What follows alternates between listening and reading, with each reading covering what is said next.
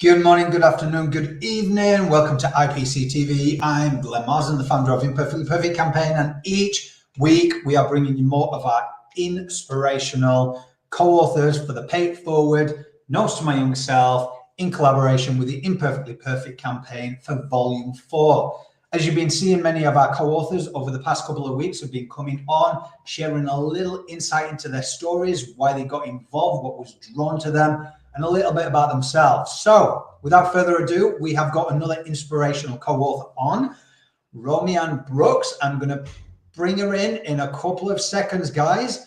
But first and foremost, make sure you are joining us across all platforms. So if I'm looking here, there, and everywhere, we're on IG Live, we're on LinkedIn, we're on YouTube channel. Make sure you subscribe and check them all out, guys. We will be on the replay as well. Good morning. Good morning, Glenn. So that was a little that was a little bit nerve-wracking because I've never done this before, and all of a sudden I could see a countdown, and I'm sitting in a shed actually. I welcome you in my garden shed. a little bit of privacy. There's nothing wrong with that. How's your day been so far? It's been good because I've only just woken up. Oh, wow. Well, yeah, because it's 7 p.m. For anybody listening, watching the replay, it's 7 p.m. in Australia. I have got a Yorkshire accent. I'm originally from the UK, but I live in Australia for like 20 years. I just can't lose the accent. What time is it over there, Romy? It is just 8 o'clock. So yeah, so I've only been up for about an hour and a half, had my breakfast, done my thing, and then got ready, and I'm sitting in a freezing shed. That's commitment right there.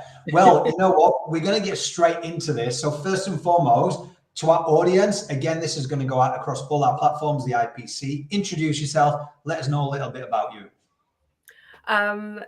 Right. My name's Romyann Brooks. I am a positive psychologist.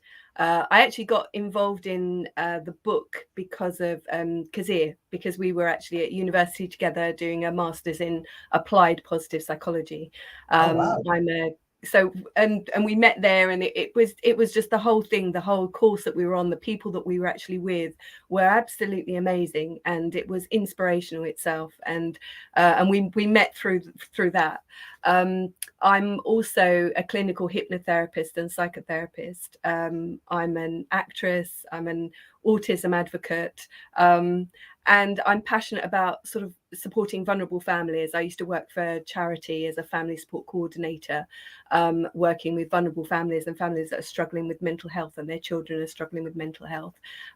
So I set up creative workshops as well, because I'm sort of, I go in from all different angles. So it's within the creative arts, also the mental health side of it, and through embodiment. So I think you have to work on all those levels rather than just psychology in the head, because we're not separated. So it's all connected. Wow. And I think with this book coming to fruition from a collaborative angle with what you do, it made perfect sense. You've got the mental health aspect from the IPC, you've got the positive psychology part, sharing your story to empower. So without going into too much detail, can you tell us the title of your chapter and a little premise? Because we want people to obviously go out and get the full story. And read it. The title of my story is the Lotus Within. I think I may have forgotten. I'm guessing, guys, you have to go and buy it just to see. Yeah, exactly. Go and find out what my title is. Exactly. No, it's that I love the story of the lotus, and the lotus flower. It comes from the depths of the mud, and from the pond, and it grows its strength coming up through the mud, right until it actually comes to the surface and can open up to the sun. And it's a symbol in ancient sort of Egyptian times. It was a symbol of the sun, and it was a symbol of birth and rebirth, its creation. And I think that's very true, especially the times that we've all gone through collectively as a world with the pandemic, but also in the the climate that we're living in right now, where there are so many things that we need to do as a whole people coming together. And sometimes it feels right now as if we are going through that mud, but we're learning to rise up and to open out to a different way of being and a different creation. We're co-creating that together, and I think that's really important, because sometimes we can get bogged down in the mud of emotions and catastrophe as well, and it's easy to catastrophize when you're in that space of being bogged down by difficulties. And I think it's important to actually just see the light at the end light, and actually to see that, and that you can surface. And I think that's part of my chapter, is I'm not writing this from a space of success or from a space of I've been through the hard times, I'm now in a good place and I can reflect and go, way to go, Romy, you made it. Because actually I haven't. I'm actually at that point where I went through many different things, but one of them was a divorce, and I've had to let everything go, every single thing that made up my identity, and also physically, so materially, physically, mentally, emotionally, everything that was me is now gone. And so it's that rebuilding of who am I at my essence and my core, who am I?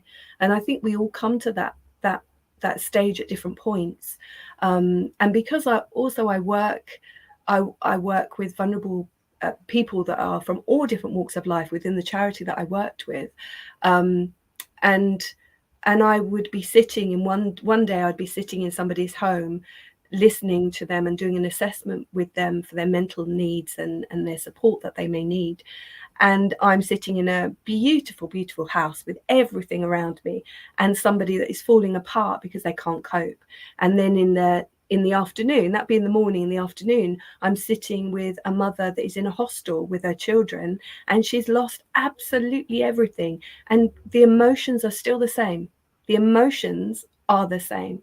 The thought processes, the feelings are the same. And I think that's what binds and connects us, is not what we have and where we're coming from.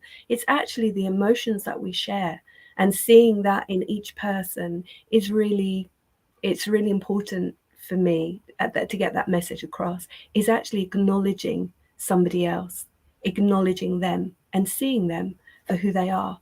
And that's a premise of my story and part of my chapter.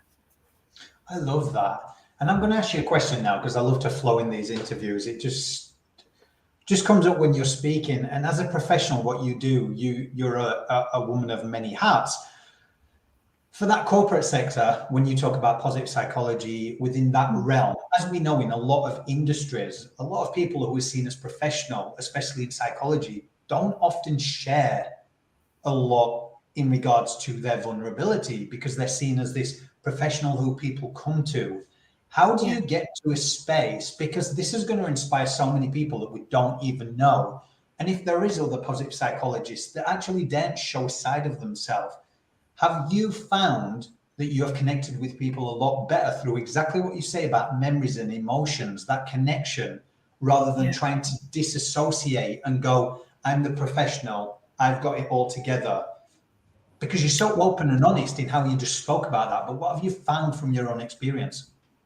What I've found from my own experience is that I've never done. I started doing a website years ago to get clients, and I never finished it because I kept getting clients. And at one point, I got really upset and annoyed because I was like, for goodness sake, wait, I can't even finish my website. I haven't got time. And then I stopped myself and realized the only reason you do a website is to get clients. So Romy, chill, Yeah, just don't finish yeah, the website, and I never exactly. did. And that is actually something I have to do because I still haven't done it. So I was like, oh my goodness, everything on my website is so out of date. But it's because of my honesty, and it's very, it's very difficult, especially in a therapeutic setting, in a corporate setting, is you need to have a clear boundary. But boundary does not mean that you actually put a barrier up and you say, I am not going to share anything of myself in this space with you because I'm the authority in this. I'm not an authority in anything. And it's really strange because when I was doing the masters, people were saying to me, but mastering is when you narrow down into something.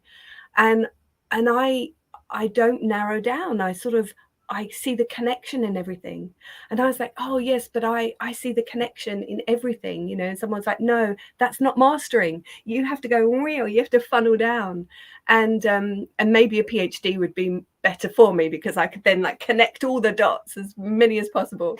But that is life. And I don't like to specialize in one area, because if I'm focused in on one area, there is something else I'm missing. And the person that is sitting in front of me, the group of people that are sitting in front of me, I want to be able to see them and to sense them as well.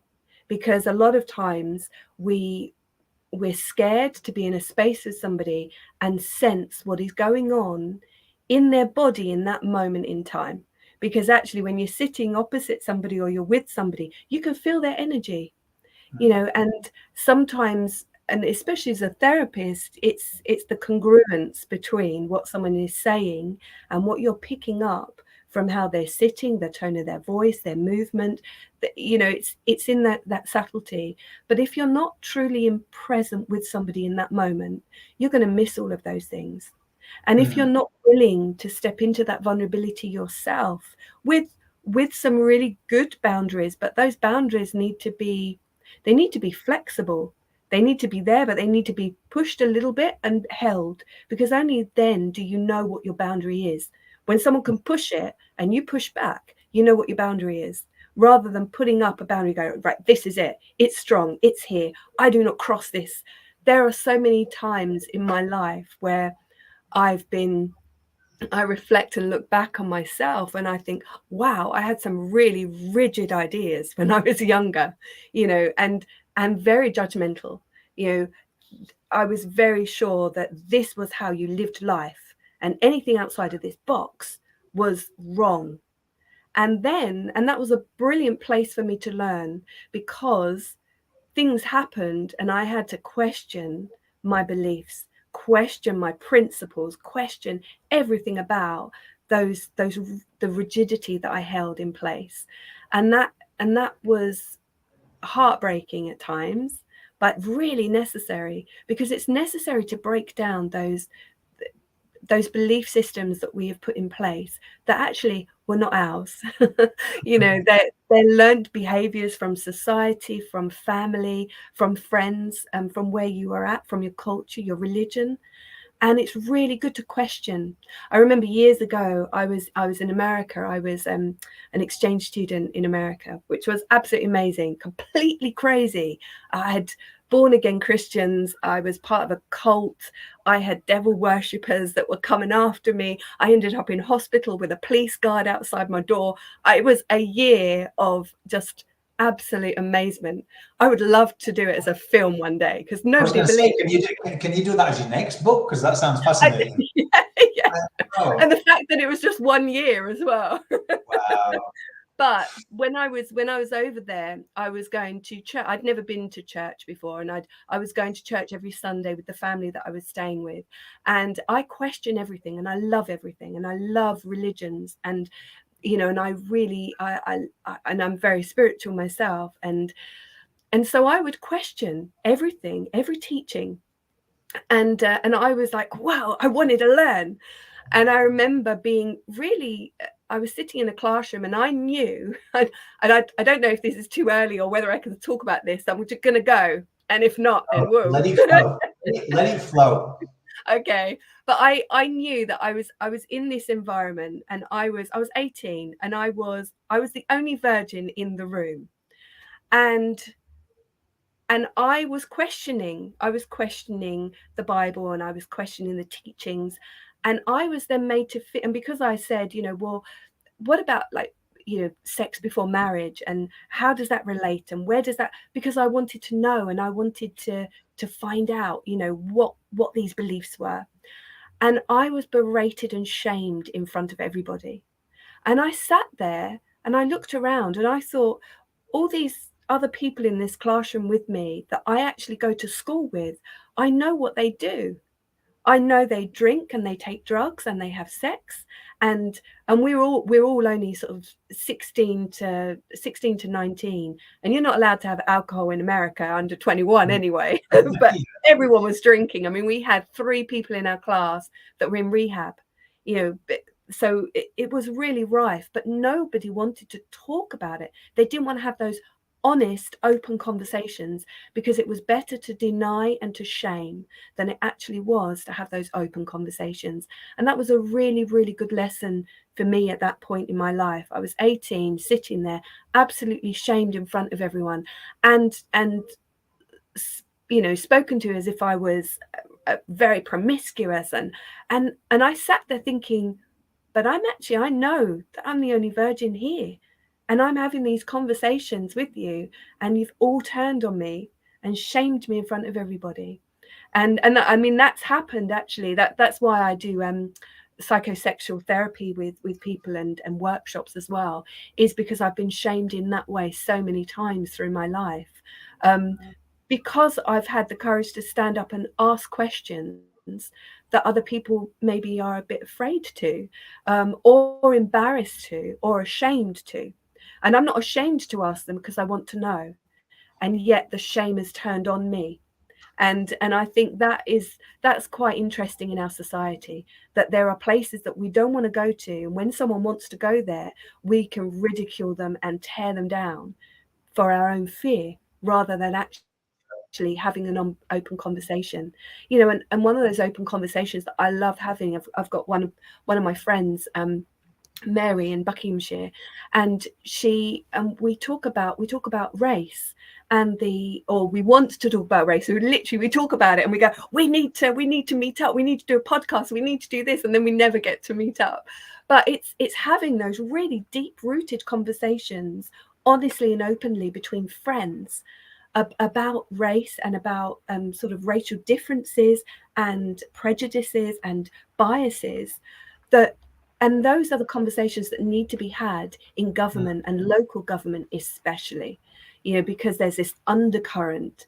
And yeah, I mean, I've been in different places where I've been, I was in a singing, I sing as well, and write songs with my brother and my son. And I remember being in this inter-college competition, singing competition, years ago, and I was at a college called Waltham Forest College, and that was that sort of predominantly black populace in there. And I'd gone through these heats. It's all the colleges throughout London, and I'd gone through 8 different heats to get to the final. And I was at the final, and just before I got on stage, the promoter said to me, "Romy, don't be worried if when you go out on stage they all boo." And I looked at him, and this was just as I'm about to walk on stage. I said to him, why would they boo? I was like, what? And he said, "You're the only white girl that's gotten through the competition in the last 8 years." And I hadn't even entered my head. And it hadn't entered my head, maybe because I was white. So I had never had that prejudice before. But as I walked out on the stage, it was like Romy from Waltham Forest College, and everyone was like, yeah. I walked out on stage and it just went deathly silent, because I'm this white woman walking out on stage, and I just stood there and my knees were shaking, and all I could say was, "Hello." It's just like this tiny little voice. And then one of the people in the audience, who was somebody that I'd been working with through this process, and he was one of the other singers, and he just shouted, "Go on, Romy, go on, Romy." And I just looked at him and I was like, "Thank you." And then I just sang. And then everyone was fine. Everyone got behind me, and then I went down in the audience, but it was the fact that there was that difference. But I was so pleased that I felt that difference, that I'd had that experience, because it was just a tiny moment But that tiny moment just gave me something that was like, it was a slap in the face and a wake up call to me. And again, that happened quite early on. I was only about 19, 20 when that happened, and that really impacted. And I think, and that's why I love the idea of seeing people and acknowledging them as themselves.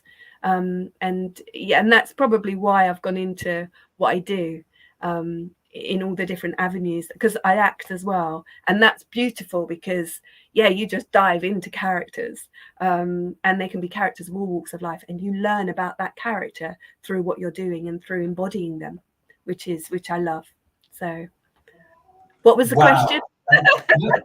You know what? I love this because it's so funny. A good friend of mine over in the US, she talks about this all the time, and she was like, those conversations, the in-depth conversations, it's like you could just go and sit under a tree and have those conversations rather than be superficial, just hi, how are you?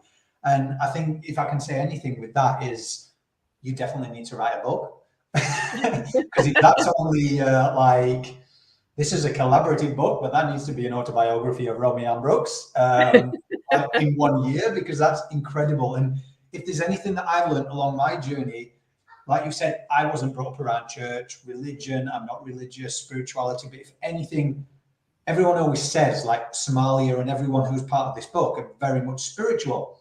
And Somalia always gives me downloads and messages. She's almost like my mentor. She's incredible.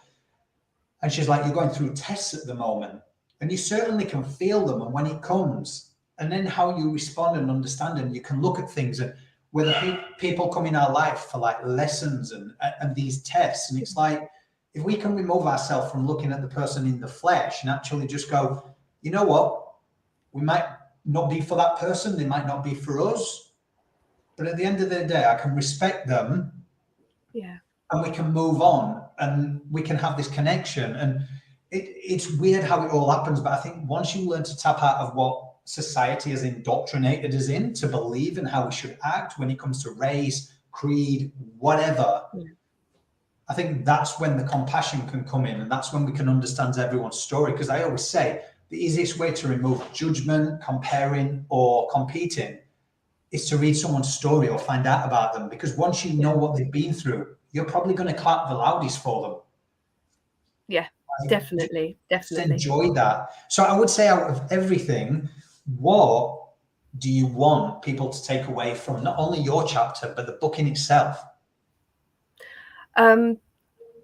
Literally the word just that came through just as you were talking was hope. I think right now, I've spoken to so many people that are becoming quite nihilistic in their ideology, and almost as if, well, what's the point? You know, there's so much to do and I'm overwhelmed by it all. What's the point? And actually, it's break everything down and just do one small thing every single day. That's the point. One small thing that you can do, that you know you can do, that you can feel proud of doing, and that you can feel that you've had that achievement in that one day. And that builds hope, and that builds trust as well. Trust, hope, faith, connection, all of those things working together. And that can, yeah, I think sometimes things do get so overwhelming, in the climate that we're in now, but also in our personal lives as well. And I've been in that place of overwhelm where I've really lost everything, and been in that space where it's, how much more can I take? And I'm like, Romy, don't ask that question because you can take a little bit more and the universe is going to give you a little bit more to take. So it's like, okay, what is it that I can take from this? What learning can I take from this? How can I move it forward? How can I support and help other people? Because actually what I've experienced just in one small way can help someone else. I mean, I am homeless at the moment, and I don't have a home of my own, but I'm staying at my mum's house, and that's amazing in itself and terrifying, because yeah, I'm a 51-year-old woman having gone back to my mum and living in a room, and all of a sudden childhood traumas that have not been dealt with, have surfaced, and now are being dealt with. And I'm seeing my mum in a different space than I've ever seen her. I'm seeing the struggle that she went through as a woman that I never saw as a child. So that's a different space. And I would never have been given that opportunity to actually see my mum in a different way than if I'd have, unless I'd been in this space. So it's actually seeing those things. And I'd like people to take hope from this book and inspiration, and to feel the courage that they have in their lives. That's how I would like them to read it. So I love what you just said there, because every time you're speaking, there's something that pops up in my head, and probably everyone who listens to this interview. And it's the fact that when you've been brought back and you're being humbled to learn those lessons with your mother, you're actually seeing your mother through newfound eyes. Whereas what we tend to hold on when we look at our parents as this pillar of strength, and we don't see them as someone who probably had their own struggles. Like, we go through life and we go, oh my God, when's enough? But yet we look at those parents like, oh, can you help me out? Can you do this? Can you do that? Can you, like, you hold this narrative, you construct this narrative as your mum and dad are just like the pillars. They've never gone through anything themselves. And you forget, like, they've lived that life before us, haven't they? So I think I think that's amazing. Or has there been some incredible conversations with your mum from newfound eyes, her seeing you as different people? Yes, I mean, it's been a struggle, because also my mum and dad, they they weren't these pillars of strength. Right. So that was slightly so coming to my mum was actually a struggle, because I knew it would be a struggle for her. But at the same time, there have been times in my life where my mum has been a real pillar of strength, really, really supportive, and she is really supportive now. But she has her own struggles, and therefore it's almost like sometimes I mirror the struggle that she's had, and therefore it brings up things in her that she hasn't yet dealt with. And so it's two people in the same space that are dealing with things at different times, and it's sort of me having that awareness that is happening, and also me having the awareness that when I was a child and my mum was struggling through things, because we were very poor, we were really poor, and my mum's gone through a divorce and she was working all hours that she could, and and there were real struggles that we had within our family unit. But now I'm actually looking back at my mum and seeing her from seeing my life in that space. And one of the things she said to me was, you've never forgiven me for going out to work and blah, blah, blah. And I said to her, Mum, I never, ever held that against you. There is never anything to ever forgive. I said, I knew as a child that that's what you wanted to do. But me saying to you, I wish I could stay at home with you, I said, that was me actually saying, I want my mum because I love you. That wasn't me guilt tripping you. I said, but the guilt that she felt was because she wanted to and she couldn't. So it's actually, she was thinking something very different to what I had actually been saying and thinking as a child. And I think sometimes that's where we come up in conversations and arguments, is we argue with people sometimes from our own assumptions, not from the reality of what is. And that's really taught me. Sometimes I've had arguments in my head, and with my husband or my ex-husband. I've had arguments with him before he's walked home, before he's walked through the door. I've already had an argument with him in my head. So when he walks in, I'm already like, oh, you said this. It's like, I wasn't even here. I didn't say anything. So, and that's really taught me that actually listen to people, hear them, don't argue with yourself and assume something, and I'm in a relationship with somebody at the moment, and he's really taught me the most amazing things, because he just literally, I will try to be in my pattern and he just looks at me, he's like, what are you doing?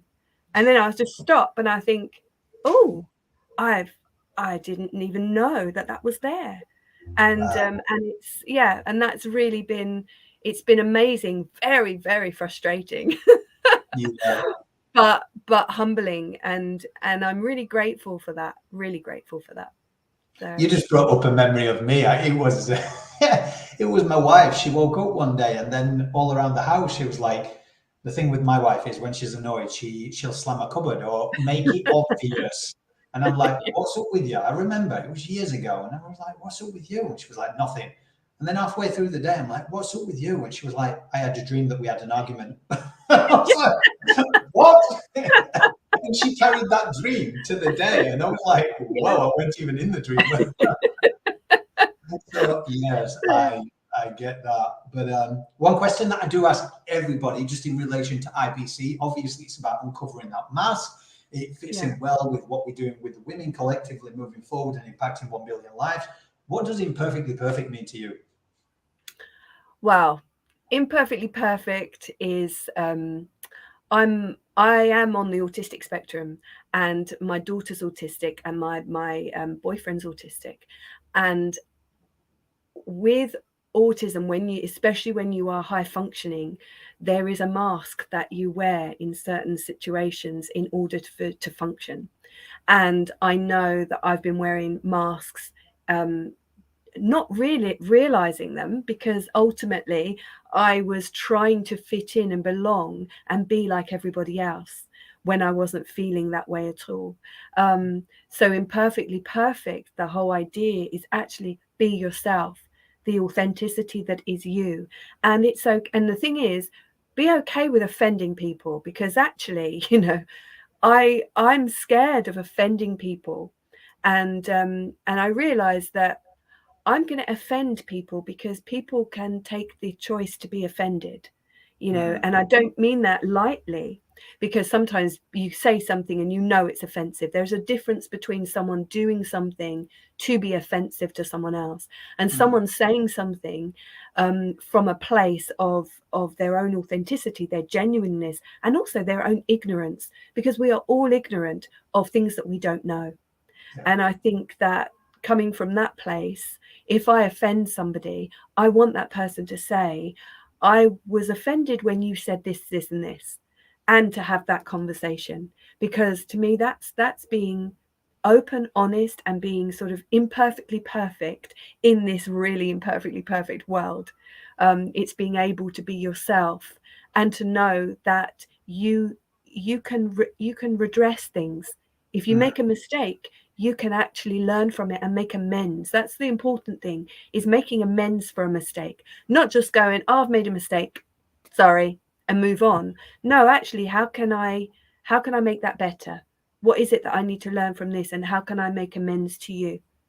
And I think that's really important, because that's how you learn, and that's how you build connection. And to me, that's what the sort of Imperfectly Perfect campaign is about, is being yourself and allowing people to be that in that space. So it was, amazing. And I think it's like you said there, pulling that all together, it's allowing yourself to be humbled sometimes. Yeah. Like, nobody's an expert in anything. If you're holding yourself as the top, thinking you know everything and trying to lead it all, you're just gonna, you've got no room for growth. And I think if you can go and be humbled by people and not hold on to any animosity between people and all this kind of stuff, I'm just like, you can go far. Because I always say the journey that I've been on now, my confirmation of doing the right thing or leading by the heart is that doors of opportunity will keep on opening. If they suddenly just stop, I'm like, okay, what am I doing wrong here? Like, I can be humbled and I can move forward, but I'm very grateful at the moment. Like, doors keep opening and opportunities keep coming. So I'm like, okay, well, I'm doing the right thing if I'm learning lessons and I'm going and I'm going, and they're bloody hard. Like, don't get me wrong, life's lessons. And I think if I'll ask you one more question, it's because you say with the spiritual nature and everything, I question everything. So when you were saying that hit me hard, because I've got a lot of friends like Somalia and everybody who mentor me in that area. And I'm like, but what about this? So if that says that, but what about those people doing that? And what about those people? And those people say they're of God, but yet they do that and they do that. So why do that? And they're like, Glenn, you are going down a rabbit hole. And I'm like, how can I try and help people and so-called minister with wisdom or whatever I'm learning if I'm seeing this and I can't understand that? So when you said that, I'm like, yep, sounds exactly exactly like me. I'm like, why am I going through this? And why am I? Because I mean, I do, especially when you said that, I do see that we are, if we sort of, it's almost like stepping all the way back and seeing everyone as a whole, and that there are all these different pathways that we are traveling down, and that we are experiencing at different levels and at different times, for us all to come back together again. It's almost like I look at, you know, when you see a tree and you see this beautiful tree, but you also see all of the roots underneath, and the many different sort of almost the capillaries that are going into the soil. And I see humanity like that, and different paths to coming back together. And so when I see all these different religions and different ways of thinking, I think, well, they're all different ways of learning. It's like things are so complex, but actually they're so simple. It's that connection, and it's that love, and seeing that, having that love for somebody else, you learn everything from them, because you're holding them in love. You're holding that space for them. And my greatest teachers are my children.